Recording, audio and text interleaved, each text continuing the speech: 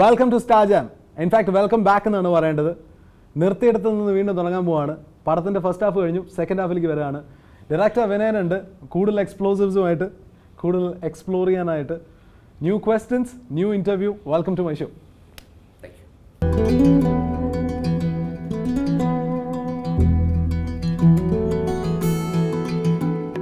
വിനയനിലൂടെ star ആയ ചില ആൾക്കാരുടെ പേര് പറയാം. ഇത് പറയുന്ന സമയത്ത് ഒരു സ്റ്റോറി കോട്ട് ചെയ്യണം, ഒരു അൺടോൾഡ് സ്റ്റോറി. പൃഥ്വിരാജ് എന്നിൽ കൂടി സിനിമയിൽ വന്ന ചെറുപ്പക്കാരനല്ല. പൃഥ്വിരാജ് വന്ന രഞ്ജിത്തിന്റെ നന്ദനത്തിൽ കൂടാണ്. പക്ഷേ പൃഥ്വിരാജിനെ വെച്ചിട്ട് തുടക്കകാലത്ത് ഒത്തിരി പടങ്ങൾ, പൃഥ്വിരാജിന്റെ ഏറ്റവും നല്ല ഒരു ആക്ഷൻ ചിത്രത്തിൽ അന്നത്തെ കാലത്ത്, ഞാൻ പറഞ്ഞ പൃഥ്വിരാജ് ഇപ്പം ഭയങ്കരമായിട്ട് അയാളുടെ ഒരു ഡെഡിക്കേഷൻ കൊണ്ട് തന്നെ അയാൾ ഭയങ്കരമായിട്ട് മാറിയിരിക്കുന്നു. പക്ഷെ അവിടെ മാർക്ക് ചെയ്യേണ്ട ഒരു കാര്യമുണ്ട്. വിനയൻ ഒരു ആംഗ്രി യങ് മാൻ ടൈറ്റിൽ പൃഥ്വിരാജിന്റെ മുഖത്തിന് കൊടുത്തത് ഒരുപക്ഷെ വിനയനായിരിക്കാം. വിനയനിലൂടെ പോലീസ് കഥാപാത്രം ചെയ്ത പൃഥ്വിരാജ് ഇന്ന് ഏറ്റവും കൂടുതൽ ചെയ്യുന്നത് പോലീസ് കഥാപാത്രങ്ങളാണ്. 2013 ഏറ്റവും കൂടുതൽ ഹിറ്റ് ഉണ്ടാക്കിയത് പൃഥ്വിരാജാണ്. ഞാനെന്നാ പോലീസ് സ്റ്റേഷൻ പൃഥ്വിരാജിന് കൊടുക്കുമ്പോൾ ഇവിടുത്തെ സീനിയർ നടന്മാരൊക്കെ, അന്ന് ഫാൻസ് അസോസിയേഷൻ്റെ ഭയങ്കര ബഹളമുള്ള ഒരു സമയമാണ്. പറയുന്നത് ക്ഷമിക്കണം, വളരെ സത്യസന്ധമായ ഒരു കാര്യം പറയും. അപ്പം എനിക്കൊരു വലിയ സ്റ്റാറിൻ്റെ, സൂപ്പർ സ്റ്റാറിൻ്റെ ഫാൻസ് അസോസിയേഷൻ പൃഥ്വിരാജിൻ്റെ പടം സത്യം തുടങ്ങുമ്പോൾ മുതൽ അയാളുടെ ടൈറ്റിൽ പോലും കാണിക്കുന്ന നമുക്ക് പോയി തുടങ്ങുമായിരുന്നു. അന്ന് ഫാൻസുകാരുടെ അങ്ങനെ ഒരു കളിയുണ്ടായിരുന്നു. അതൊരു മികച്ച ചിത്രമായിരുന്നു. അതൊരു കൊമേഴ്സ്യൽ ചിത്രമായിരുന്നു. അത് പൃഥ്വിരാജ് എന്ന് പറയുന്ന നടനെ നമ്മൾ മികച്ച ചിത്രം എന്ന് പറയുന്നത്, നമ്മൾ കൊമേഴ്സ്യൽ ചിത്രം എടുക്കുമ്പം അതിൻ്റെ ഒരു, ഇപ്പം ടി വിയിൽ ആ ചിത്രം വരുമ്പോൾ നിങ്ങളുടെ സുഹൃത്തുക്കളോട് ഷാൻ ചോദിച്ചു നോക്കണം. ആ ചിത്രം ഇതിലും പൃഥ്വിരാജിൻ്റെ ഏറ്റവും നല്ല ചിത്രമായിരുന്നു. ടെക്നിക്കലി അതൊരു ടെക്നിക്കൽ പടമായിരുന്നു. സത്യം വലിയൊരു തിരക്കഥയാണ്, സത്യം വലിയൊരു കഥയാണ് എന്നൊന്നും ഞാൻ പറയുന്നില്ല. ടേക്കിംഗ് വൈസ് ഒരു പെർഫെക്റ്റ് ചിത്രമായിരുന്നു സത്യം. പൃഥ്വിരാജ് എന്ന് പറയുന്ന കൊച്ചു പയ്യനെ, 22 or 23 വയസ്സുള്ള ഒരു പയ്യനെ മമ്മൂട്ടി ചെയ്യുന്ന, അതായിരുന്നു അന്നത്തെ ഏറ്റവും വലിയ ഒരു നെഗറ്റീവ് ഇതിനെപ്പറ്റി പറഞ്ഞത്. ഐ തിങ്ക് പൃഥ്വിരാജ് ആദ്യമായിട്ട് പിന്നെ വില്ലനെ മുഖത്ത് നോക്കി തെറി വിളിക്കുന്ന കഥാപാത്രം അല്ലേ? അതെ, അത് മാത്രമല്ല ഇത്രയും ഇയാളെ പിടിച്ച് മമ്മൂട്ടിയാക്കാൻ ശ്രമിക്കുകയാണോ താനെന്ന് ചോദിച്ചിട്ട് അന്നൊരു വലിയ ബഹളം ഉണ്ടായിരുന്നു. ഞാനതൊന്നും ചിന്തിച്ചിട്ട് പോലും ഇല്ല. അത് കാരണം അന്ന് പൃഥ്വിരാജിനെ വെച്ചിട്ട് അങ്ങനെ ഒരു ചിത്രം ചെയ്യാന്ന് പറഞ്ഞാൽ സത്യത്തിൽ അതിനകത്തൊരു കഥയുണ്ട്. ഞാനൊരിക്കലും ഒരു പോർഷന്, ഒരു ഭാഗത്ത് മാത്രം നിന്നുകൊണ്ട് ഒരു ഭാഗത്തിനെതിരെ നിൽക്കുന്നിടത്തിന് വേണ്ടി മാത്രം കണ്ണടച്ച് വാദിക്കുന്ന ഒരാളല്ല. അതാത് നിലപാടുകളാണ്. ഇന്ന് ഷാൻ എടുക്കുന്ന നിലപാട് ശരിയാണെങ്കിൽ 100 വട്ടം ഷാനെ ഞാൻ സപ്പോർട്ട് ചെയ്യും. നാളെ ഷാൻ തെറ്റാ കാണിക്കുന്നെങ്കിൽ അത് കാണിക്കാനുള്ള ആർജവും എനിക്കുണ്ട്. സത്യം എടുക്കുന്നത് ഫിലിം ചേംബറും അമ്മയുമായിട്ടൊരു സമരം ഉണ്ടായി. ഓർക്കുന്നുണ്ടെന്ന് എനിക്കറിയില്ല. അപ്പോൾ അന്ന് ഒപ്പിട്ട് കൊടുക്കണം എഗ്രിമെൻ്റ് താരങ്ങളെന്ന് പറഞ്ഞു നിർമ്മാതാക്കൾ. ഇവർ പറഞ്ഞു ഒപ്പിടത്തില്ലെന്ന് പറഞ്ഞു. എന്നോട് ചോദിച്ചാൽ ഞാൻ പറഞ്ഞു ഒപ്പിട്ടിട്ട് ശരിയാകുന്നില്ല, അപ്പോൾ ഒപ്പിടാതിരുന്നുള്ള അവസ്ഥ എന്താ, ഒപ്പിടണം എന്ന് ഞാൻ പറഞ്ഞു. ആര്? താരങ്ങൾ. അന്ന് ബഹുമാനായ മോഹൻലാൽ എന്നോട് ഞാനിപ്പോഴും ആലോചിക്കുന്നത്, എന്നെ വിളിച്ചിട്ട് പറഞ്ഞു ഇക്കാര്യത്തിൽ വിനയൻ ഞങ്ങളിവിടെ നിൽക്കണം, എല്ലാ സംവിധായകരും ഞങ്ങളിവിടാണ്, വിനയൻ ഞങ്ങളിവിടെ നിൽക്കണം, അത് സംസാരിക്കാനായിട്ട് ഗോകുലം പാർക്ക് വരെ വരണമെന്ന് അദ്ദേഹം പറഞ്ഞു. അപ്പോൾ ഞാൻ പറഞ്ഞു ക്ഷമിക്കണം, എൻ്റെ വീട്ടിലിപ്പം ചേംബർ പ്രസിഡൻ്റായ ഷിയാദ് ബോക്കറും സാഗാപ്പച്ചനും അതിൻ്റെ ചില ലീഡേഴ്സ് വന്നിരുന്നു. അവരിത് പറഞ്ഞപ്പം ലാലെ എനിക്ക് തോന്നുന്നത് അവരുടെ ഭാഗത്ത് തന്നെയായോ എന്നാണ്. I am sorry. എന്നോട് ഇപ്പോഴും പറയും, ജഗദീഷ് അത് കഴിഞ്ഞ് കുറേ ആൾ പറഞ്ഞിരുന്നത് അത് തീർക്കാൻ വേണ്ടി, വിനയനും ലാലും തമ്മിലുള്ള സൗന്ദര്യപ്പണക്കം തീർക്കാൻ വേണ്ടി ഞാൻ അങ്ങോട്ട് വച്ചാണ് അത് ഉടച്ചല്ലോ എന്ന്. ഉടയ്ക്കാൻ കാര്യം എന്താണ്, ആ ഇഷ്യൂവിൽ സൈൻ ചെയ്യണം, താരങ്ങൾ കാണിക്കുന്ന വൃത്തികേടാണ്, പ്രൊഡ്യൂസേഴ്സിന് സൈൻ ചെയ്ത് കൊടുക്കണമെന്ന് പറഞ്ഞ ആളാണ് ഞാൻ. ഇവർ സമരം ചെയ്തു, മലയാള സിനിമ സ്തംഭിച്ചു. സത്യത്തിൽ സംഭവിച്ചത് എന്നോട് ഇവർ പറഞ്ഞു ഇതിൻ്റെ വിനയൻ അങ്ങനെ ഞങ്ങൾക്ക് വേണ്ടി നിൽക്കുന്നെങ്കിൽ ഇപ്പോൾ ഒരു സിനിമ വിനയൻ ചെയ്യാൻ പറ്റുമോ? എൻ്റെ ഈ കഥ ഉണ്ടാക്കണം. അങ്ങനെ ഓൺ ദി സ്പോട്ട് സ്ക്രിപ്റ്റ് എഴുതി നിർമ്മാതാക്കൾ, അന്ന് വൈശാഖ രാജൻ പ്രൊഡ്യൂസ് ചെയ്യാൻ വന്നു. ആൻഡ്രോ ജോസഫ് ആയിരുന്നു അതിൻ്റെ കംപ്ലീറ്റ് കാര്യങ്ങൾ ചെയ്തു. വാശിക്ക് പിടിച്ചാൽ ഇവർ പറഞ്ഞിട്ട് പിടിച്ച പടം. അത് അവർക്കറിയാം. ഞാൻ എൻ്റെ ലേഖനങ്ങളൊക്കെ എഴുതിയിട്ടുണ്ട്. ഈ ചേംബറിന് വേണ്ടി പിടിച്ചു. ആ ചേംബറും എൻ്റെ സുഹൃത്തുക്കളും വിനയനെ കൊണ്ട് സിനിമയ്ക്കില്ലെന്ന് പിന്നെ പറഞ്ഞവരുണ്ട്. അതാണ് അതിൻ്റെ വലിയ രസമായ കാര്യം. അപ്പോൾ അതിൽ പൃഥ്വിരാജ് എങ്ങനെ എത്തിപ്പെട്ടു? ഐ മീൻ പൃഥ്വിരാജ് ഈ വിലക്കൊന്നും ഉണ്ടായിരുന്നു ഇല്ല. പൃഥ്വിരാജ് എന്നും പുതിയ ആളാണ്. പൃഥ്വിരാജിനോട് ഞാൻ പറഞ്ഞു, നീ ഇത്ര ഒരു വലിയ ഒരു സിനിമയുടെ മമ്മൂട്ടി ഇപ്പോൾ ചെയ്യുന്ന എന്താ പറയുക, കിങ് എന്ന് പറഞ്ഞ പടത്തിൽ ചെയ്യുന്ന കണക്ക് നിന്നെ മാത്രമായിട്ടൊരു ക്യാരക്ടറാണിത്, ഒരു പോലീസ് ഇൻസ്പെക്ടറാണ്. അങ്ങനെ പൃഥ്വിരാജ്, തിലകൻ ചേട്ടൻ, അന്ന് ലാലു അലക്സ്, ബാബുരാജ്, ഇത്രയും പേരെ ഈ സമരത്തിൽ നിന്ന് ഇറക്കി. ഞാൻ ഇന്നും പറയാം, അങ്ങനെ അതായത് ഡയലോഗ് അന്ന് അങ്ങനെ തന്നെ സംസാരിക്കുക. അവരെ സമരത്തിൽ നിന്ന് ഇറക്കി ഞാൻ ആ പടം ചെയ്യും. ഈ അമ്മയുടെ സമരം പൊളിഞ്ഞു, മനസ്സിലായോ? പൊളിഞ്ഞു ഇവരേക്ക് വേണ്ടി ഒപ്പിടാൻ തയ്യാറായി. ഓൺലി ബിക്കോസ് ഓഫ് ദിസ് സ്പീച്ചാണ് ഈ പടം വന്നുകൊണ്ട്. അപ്പോൾ അതിൽ ഞാൻ കണ്ടത് എൻ്റെ മനസ്സാക്ഷിക്ക് ശരിയെന്ന് തോന്നിയതിന് വേണ്ടിയാണ് ഞാൻ നിന്നത്. അതിനകത്ത് തിലകൻ ചേട്ടൻ ഒഴിച്ച് ബാക്കി എല്ലാവരും ഈ സംഘടനയുടെ കാലയവന് ക്ഷമ പറഞ്ഞിട്ട് തിരിച്ചു കയറി. ഇവൻ പൃഥ്വിരാജ് ഉൾപ്പെടെ. ഞാനും തിലകൻ ചേട്ടനും കോംപ്രമൈസിന് തയ്യാറായില്ല. കോംപ്രമൈസ് എന്ന് പറഞ്ഞാൽ ഞാൻ എന്നോട് ചോദിച്ചപ്പോൾ ഞാൻ പറഞ്ഞു ഞാൻ ചെയ്തതൊരു ന്യായത്തിന് വേണ്ടിയാണ്. ഒരു ന്യായത്തിന് വേണ്ടി നമ്മളൊരു കാര്യം ചെയ്തിട്ട് അതിന് സറണ്ടർ ചെയ്ത് പിന്നെ മാപ്പ് പറയുകയാണെങ്കിൽ പിന്നെ ചെയ്യാതിരിക്കില്ല നല്ലത്. അന്ന് തൊട്ടാണ് ഈ സംഘടനയുടെ എന്നോടുള്ള ഒരു വൈര്യനിര്യാത ബുദ്ധി ഉടലെടുക്കും.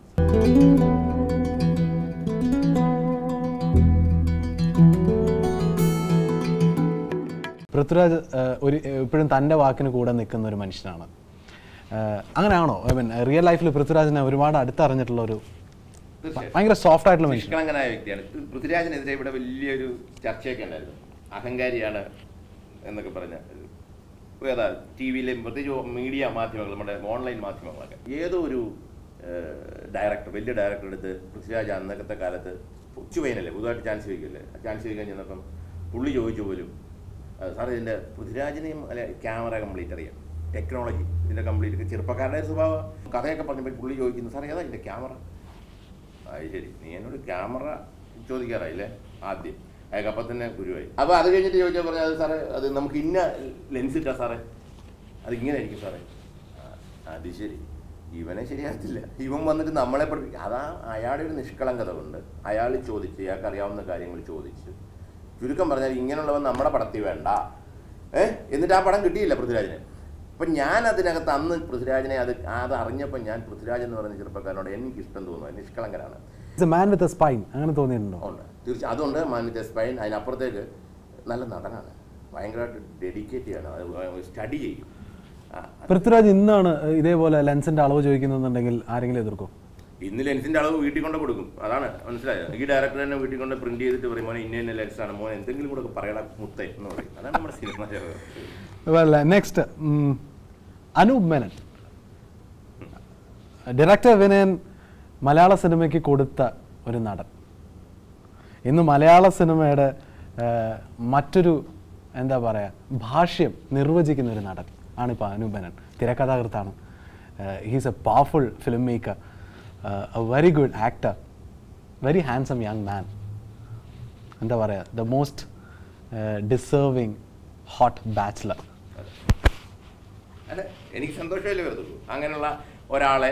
ഇപ്പോൾ കാട്ടുചെമ്പകം എന്ന് പറയുന്ന ചിത്രത്തിലൂടെ അങ്ങനെ ഒരാളെ കൊണ്ടുവരാൻ സാധിച്ചു മലയാള സിനിമയോട്ട്. ഇയാൾ എനിക്ക് തോന്നുന്നു നമ്മളൊരു സത്യം മനസ്സിലാക്കേണ്ടത്, ഈ സീരിയലിൽ അഭിനയിക്കുന്ന നടന്മാരാണ് സിനിമയിലോട്ട് വരാൻ ഏറ്റവും ബുദ്ധിമുട്ട്. ഞാൻ സീരിയലിൽ അഭിനയിക്കുന്ന നടന്മാരെ, ഇപ്പം മണിക്കൂട്ടനായിക്കോട്ടെ, മണിക്കൂട്ടനെ സീരിയൽ കണ്ടിട്ട് കായംകുളം കൊച്ചുണ്ണി എന്നുള്ള സീരിയൽ കണ്ടിട്ട്, അപ്പോൾ സീരിയലിൽ അഭിനയിക്കുന്ന ആളെന്നുള്ള നിലയിൽ ഇയാൾ വേണ്ട എന്ന് ഞങ്ങളുടെ ഒരു ടീം തീരുമാനിച്ചിരിക്കുന്ന സമയത്താണ് മണിക്കൂട്ടൻ്റെ കായംകുളം കൊച്ചുണ്ണി ഒന്ന് സാറ് കാണുമോ സാറേ? ഞാൻ പറഞ്ഞാൽ മണ്ട, ആ സീരിയലിൽ അഭിനയിക്കുന്നവർ വേണ്ടെന്നാണ് ഇവിടെ ഞങ്ങളുടെ കമ്മിറ്റി തീരുമാനം. അപ്പോൾ ഇവനിങ്ങനെ ഡെയിലി വിളിക്കുമായിരുന്നു, അപ്പോൾ സാർ ഒന്ന് കാണും. ഞാൻ കണ്ടയക്ക് വേണ്ടി, ഞാനൊന്നും കണ്ടില്ല. പക്ഷെ കണ്ടപ്പോൾ എനിക്ക് തോന്നി ഇവനൊരു ഭയങ്കര കഴിവുള്ള പയ്യനാണല്ലോ. ഞാനവരോട് പറഞ്ഞു അതുകൊണ്ട് തന്നെ അയാൾ എടുക്കുക. അതുപോലെ തന്നെയായിരുന്നു നമ്മുടെ അനൂപ് മേനൻ. അയാൾ സീരിയലിൽ സൂപ്പർ സ്റ്റാർ ആയിരുന്നല്ലോ ഒരു സമയത്ത്. ഒരു വാശി ഉണ്ടോ അങ്ങനെയൊക്കെ? മറ്റുള്ളവർ ചെയ്യാത്തത് ഞാൻ ചെയ്യും. അങ്ങനല്ല, അതൊരു ഡിസ്ക്വാളിഫിക്കേഷൻ ഒന്നുമല്ല. ഇപ്പോൾ സീരിയൽ കണ്ടിട്ടാണ് കരുമാടിക്കൂട്ടലിൽ സുരേഷ് കൃഷ്ണ എടുക്കുന്നത്. സ്ത്രീ എന്ന് പറയുന്ന ഒരു സീരിയൽ ഉണ്ടായിരുന്നു, ഭയങ്കര മരിച്ചുപോയ ഡയറക്ടർ ശ്യാം സുന്ദർ എന്ന് പറയുന്ന ഡയറക്ടർ. അദ്ദേഹം ചെയ്ത സ്ത്രീ എന്ന് പറയുന്നത് ഞാൻ നോക്കുമ്പോൾ ഒരു നല്ല ഹൈറ്റുള്ള ചെറുപ്പക്കാരൻ. അന്ന് കരുമാടിക്കൂട്ടലിൽ നല്ല ക്യാരക്ടറായിരുന്നു. എന്താ തുമ്പശന്നാങ്കിത എന്നും പറഞ്ഞ നല്ല ക്യാരക്ടറായിരുന്നു. അതുകൂടി അയാൾക്ക് ലൈഫ് കിട്ടി. അതുപോലെ തന്നെ ഞാൻ ഒത്തിരി പേരെ കൊണ്ടുവന്നിട്ടുണ്ട്. അപ്പം അനൂപ് മേനൻ അന്ന് സീരിയലായിരുന്നു. സീരിയലിൽ നിന്ന് എടുത്ത് നായകനാക്കുന്ന എനിക്ക് തോന്നുന്നു അത് വേറെ ആരും ചെയ്തിട്ടില്ല, ഞാൻ മാത്രമേ ചെയ്തിട്ടുള്ളൂ സീരിയൽ. അല്ലെങ്കിൽ അനൂപ് മേനൻ ഇന്നും സീരിയലിലെ സൂപ്പർ സ്റ്റാർ ആയിട്ട് അവിടെ കഴിഞ്ഞത്. ഈ കാണിക്കുന്ന സ്നേഹം തിരിച്ച് കാണിക്കാതിരുന്നുണ്ടോ എപ്പോഴെങ്കിലും? അതിപ്പോൾ ഓരോരുത്തരുടെ, നമ്മൾ പറയത്തില്ല, ഓരോരുത്തരുടെ വ്യക്തിവിശേഷമല്ലേ. എൻ്റെ വ്യക്തിത്വമായിരിക്കത്തില്ല ഷാൻ്റേത്, വേറൊരാളുടെ വ്യക്തിവിശേഷം. എന്നോട് ഒത്തിരി പേര് പറഞ്ഞത് ഇങ്ങനെ ഏതൊരു ഇൻ്റർവ്യൂവിലൊക്കെ ഇങ്ങനെ ഈ കാട്ടുചെമ്പ് ഓടിയില്ലല്ലോ. കാട്ടിയമ്പ് ഒരു ഹിറ്റ് പടമൊന്നുമല്ല, എൻ്റെ ഹിറ്റ് അല്ലാത്ത പടങ്ങളിലൊന്നാണ് കാട്ടിയമ്പ്. അനുമാനിച്ചേട്ടനെന്ന് എതിരായിരുന്നു, പുള്ളിയായിരുന്നു പ്രൊഡ്യൂസർ. പുള്ളി എതിരെ ഇയാളുള്ള ദേഷ്യമൊന്നുമല്ല, പുള്ളിക്ക് പുതിയ ആളായിട്ട് വേണമെങ്കിൽ ചെയ്യണോ എന്നുള്ള ഒരു സംഭവമായിരുന്നു. പക്ഷേ പുള്ളിയുടെ അന്ന് കാശി എന്ന് പറയുന്ന പടം ഞാനായിരുന്നല്ലോ ഡയറക്ടർ. വിക്രം എന്ന് അവിടെ സൂപ്പർ സ്റ്റാർ ഒന്നുമല്ല, ഇന്നത്തെ സൂപ്പർ സ്റ്റാറിൻ്റെ വിക്രമില്ല. വിക്രം ഒരു സാധാരണ നടനാണ്, ഒരു പടമായിരുന്നു ഇത്, സേതു എന്ന് പറയുന്ന പടം. അപ്പോൾ വിക്രമിനായിട്ട് കാശി ചെയ്തു. കാശി ഭയങ്കര സൂപ്പർ ഹിറ്റായപ്പം ഞാൻ പറയുന്നു വിനയൻ എന്ത് പറയുന്നു, ഞാൻ കേട്ടേക്കാന്ന് പറഞ്ഞിട്ടാണ് അനുഭവം വരുന്നത്. അനുവിനെ നമ്മൾ കാസ്റ്റ് ചെയ്തത്. ആ പടം ഹിറ്റാകാത്തതുകൊണ്ട് ഞാൻ വന്നത് ആ പടത്തിൽ കൂടെ അല്ല, അല്ലെങ്കിൽ ആ പടത്തിൽ അഭിനയിച്ചത് ഞാൻ എൻ്റെ ഒരു തെറ്റായിപ്പോയെന്നൊക്കെ പറഞ്ഞാൽ അത് എനിക്ക് തോന്നുന്നു ഒരു ബോൾഡായ ഒരു വ്യക്തിയുടെ മറുപടിയല്ല. നമ്മുടെ അച്ഛൻ ഗ്ലാമറൊക്കെ പോയി കാലൊടിഞ്ഞ് കിടക്കുന്ന സമയത്ത് ഇദ്ദേഹം ഇങ്ങനെ ആയിപ്പോയില്ല, കുറച്ചുകൂടെ സുന്ദരനായ ഒരാളായിരുന്നേ കൊള്ളായിരുന്നല്ലോ എന്ന് പറഞ്ഞാൽ ഒരു കാര്യമില്ല എന്ന് പറയുന്ന ഒരു വ്യക്തിയാണ് ഞാൻ. അതുകൊണ്ട് ചില കാര്യങ്ങളിൽ ചിലരുടെ സ്വഭാവവും ചിലരുടെ വ്യക്തിത്വമൊക്കെ അവരുടെ വാക്കുകളിൽ നിന്നൊക്കെ മനസ്സിലാക്കാൻ കഴിയും. അവിടാണ് നമ്മൾ ഈ പേഴ്സണാലിറ്റിയും ഈ സൗന്ദര്യത്തിനും അപ്പുറത്തേക്ക് ഒരു ക്യാരക്ടർ ഉണ്ടാകണം ഒരാൾക്ക് എന്ന് തോന്നിപ്പോകുന്നത്.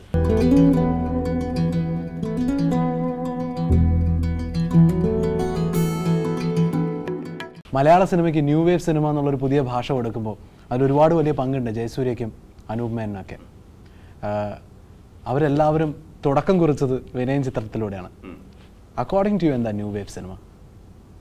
അല്ലാതെ അവരെല്ലാവരും തുടക്കം കുറിച്ചു എന്ന് പറയുമ്പം എനിക്കൊരു വളരെ രസകരമായ സംഭവം ഉണ്ട്. എൻ്റെ ഒരു ചാനൽ സുഹൃത്ത് അപ്പോൾ എന്നോട് വിളിച്ചിട്ട് പറഞ്ഞു, ചേട്ടാ ഏതോ പടം ഓടിക്കൊണ്ടിരിക്കുകയാണ്, ഞങ്ങളൊരു പുതിയ പ്രോഗ്രാം വെക്കുന്നു.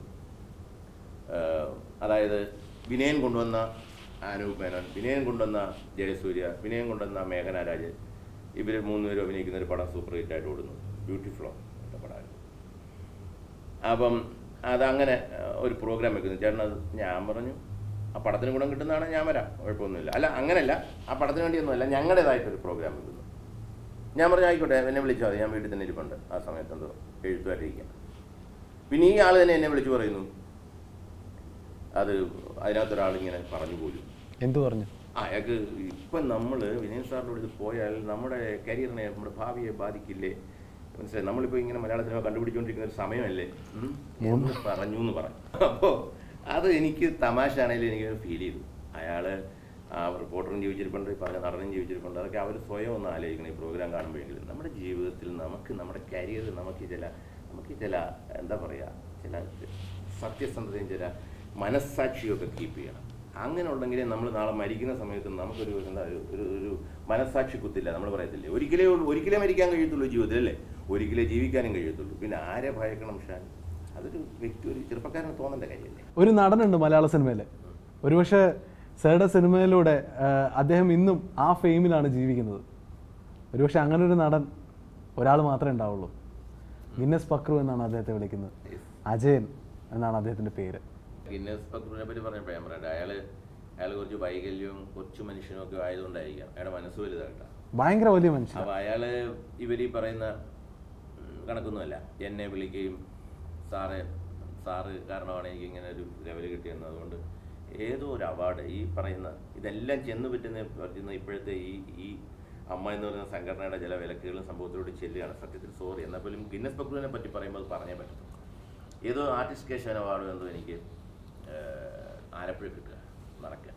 അപ്പോൾ എന്നോട് ആ ഭാരവാഹികൾ പറഞ്ഞു, വിനയം കൊണ്ടുവന്ന കുറേ പേരെ ഞങ്ങൾ വിളിക്കുന്നത്. നമ്മൾ അല്ല, വിനയം കൊണ്ടുവന്ന ഇപ്പോൾ അനൂപ് മേനോനെ, ജയസൂര്യ, മണിക്കുട്ടനെ, ഇന്ദ്രജിത്ത്, സുരേഷ് കൃഷ്ണ, പക്രു, കാർത്തിക, ഹണി റോസ്, ഇങ്ങനെ ഒരു ഇവരിങ്ങനെ പറഞ്ഞു. ഞാൻ പറഞ്ഞു ഒരു ക്രിക്കറ്റ് ടീമുള്ള ആൾക്കാരുണ്ട്. നമ്മൾ ദൈവത്തെ ഓർത്ത് അതെന്നെ ഉൾപ്പെടുത്തരുത്, ഇങ്ങനെ പ്രശ്നങ്ങളൊക്കെ ഉണ്ട്, അതുകൊണ്ട് അത് ശരിയാകത്തില്ല എന്ന് പറഞ്ഞു. അല്ല, ഇവരെല്ലാവരും വിളിച്ചപ്പോൾ നമ്മുടെ സിനിമാക്കാരുടെ സ്വഭാവം ഉണ്ടല്ലോ, അയ്യോ പിന്നെന്താ ചേട്ടാ എത്ര സമയം, ഏത് ദിവസമാണ് എൻ്റെ സമയം എന്നൊക്കെ ചോദിച്ചു ഇവർ കുറിച്ചെടുക്കും. അപ്പം ഞാൻ പറഞ്ഞു ഇതൊക്കെ ചുമ്മാ ഇവർക്ക് പ്രശ്നങ്ങളുണ്ട്. അതായത് മണിക്കുട്ടൻ മാത്രം വീട്ടിൽ വന്നിട്ട് ഭയങ്കര അവൻ്റെ പാവം പയ്യൻ അവൻ്റെ ഒരു വിഷമം പറഞ്ഞു, സാറേ ഇങ്ങനൊരു സംഭവം ഉണ്ട്. എന്നോടല്ല പറഞ്ഞു, അന്ന് ഞാനില്ല വീട്ടിൽ, എൻ്റെ മിസ്സിനോട് പറഞ്ഞു, ചേച്ചി ഇങ്ങനെ വിളിച്ചിട്ടുണ്ട്, എനിക്ക് സാറിൻ്റെ ഒരു ഫംഗ്ഷന് വിളിച്ചിട്ട് ഞാൻ പോകത്തില്ലെന്ന് പറഞ്ഞാൽ ഞാൻ പിന്നെ ജീവിച്ചിട്ട് കാര്യമില്ല, പക്ഷേ ഇങ്ങനൊരു സംഭവം എനിക്കൊരു ഫോൺ മെസ്സേജ് വന്നിരിക്കുന്നു. ഞാനൊന്ന് മറ്റാസ് എന്നെ വിളിച്ചാൽ പറഞ്ഞാൽ അവൻ്റെ ഫോൺ കൊടുക്കാൻ പറഞ്ഞു. നിനക്ക് വേറെ പണിയില്ലടാ, നീ വന്നാലേ അവിടെ അവാർഡ് നടക്കത്തുള്ളൂ. ഒന്നുമില്ലല്ലോ, നീ അവാർഡ് പറഞ്ഞു, നീ ചുമ്മാ നിനക്കൊരു നായകനായിട്ട് കൊണ്ടുവന്നതിനകത്തുള്ള ഒരു സ്നേഹം നിനക്ക് എന്നോടുണ്ട്. നാളെ ഒരു സമയത്ത് നിനക്ക് പ്രശ്നം ഉണ്ടാക്കിയെന്ന് പറഞ്ഞാൽ എനിക്ക് ഫോൺ ചെയ്യില്ല, മോൻ വരണ്ട എന്ന് ഞാൻ പറഞ്ഞു. ബാക്കി ആരും വരത്തില്ലെന്ന് ഞാൻ പറഞ്ഞു, ഇവർ വരുമെന്ന് പറഞ്ഞു. എനിക്കൊന്ന് പക്രുവോ കാർത്തികയോ അങ്ങനെ 2-3 പേരോടെ വന്നിട്ടുള്ളൂ. ബാക്കി പ്രമുഖരാരും വന്നില്ല. പക്രുവോട് ഓപ്പണായിട്ട് പ്രസംഗിച്ചു. എന്ത് വിലക്കുണ്ടെങ്കിലും ഇതിനു വേണ്ടി ഒരു വിലക്ക് എനിക്കുണ്ടാകുന്നതിന് എനിക്ക് കുഴപ്പമില്ല എന്ന് പറഞ്ഞ ആളാണ് പക്രു. പക്ഷെ ആ പക്രുവിന് പോലും ഞാൻ പറയുന്നത് ടെൻഷൻ ഉണ്ടാക്കിയത്. കാരണം യക്ഷിയും ഞാനും പക്രു വിളിച്ചു പറഞ്ഞിട്ടായ ഒരു ക്യാരക്ടർ, അത് വേറൊരു പുള്ളനാണ് അത് അഭിനയിച്ചത്, നമ്മുടെ ഈ ബാലകൃഷ്ണൻ. അയാൾ അതിനകത്ത് അഭിനയിച്ചിട്ടുണ്ട് ഇയാൾക്ക് പകരം. കാരണം അന്ന് ഇയാൾ ഇവിടുത്തെ 3-4 പടങ്ങളിൽ നായകനായിട്ട് പക്രു നിൽക്കുകയാണ്. ആ നായകനായിട്ട് നിൽക്കുന്ന പടങ്ങളിലൊക്കെ ഇയാൾക്ക് പ്രശ്നം ഉണ്ടാകും എന്നുള്ള രീതി ഭീഷണിപ്പെടുത്തിയപ്പോൾ പാവം പക്രുവിന് പോലും വരാൻ വരാത്ത സാഹചര്യം ഉണ്ടായി. അതാണ് ഞാൻ പറഞ്ഞത്. നമ്മൾ ശരിക്കും ചിന്തിച്ചാൽ ഈ ആവിഷ്കാര സ്വാതന്ത്ര്യത്തെ പറ്റിയൊക്കെ ഇവിടെ വലിയ വാചകടിക്കുന്നവരൊക്കെ ഭയങ്കരമായൊരു ഫാസിസം മലയാള സിനിമയിലുണ്ട്. അതിനെപ്പറ്റി ആരും ചിന്തിക്കുന്നില്ലെന്നുള്ള